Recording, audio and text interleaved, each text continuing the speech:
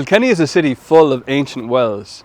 St. Kieran's Well, St. Mary's Well, St. Francis' Well, which was used in modern times by Smithwick's Brewery.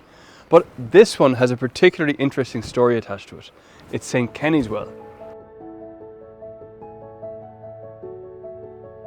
Kenny, or Canis, is of course the patron of the city and diocese. He's the Kenny in Kilkenny.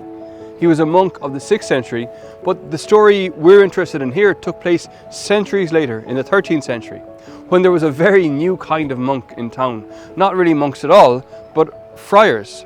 Dominican friars like myself and Franciscan friars.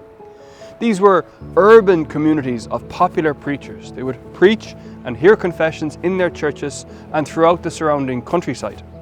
And whereas monks tended to farm for a living, friars were mendicants. They were beggars. They depended on the generosity of donors.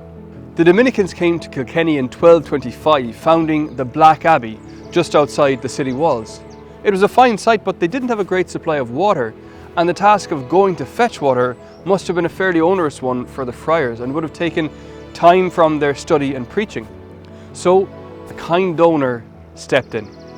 The Bishop of Ossory, Geoffrey de Turville, had possession of this well, a well that was full of water all year round.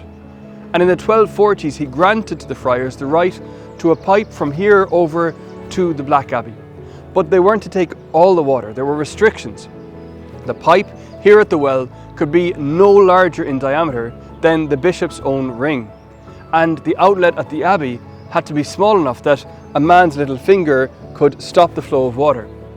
Incredibly, the original document granting this right survives to this day in the Medieval Mile Museum here in Kilkenny, with a little exemplar ring in copper attached to it, contemporary with the document. Nearly 800 years later, the bishop's gift still stands, the well here still gives water, and friars still get thirsty.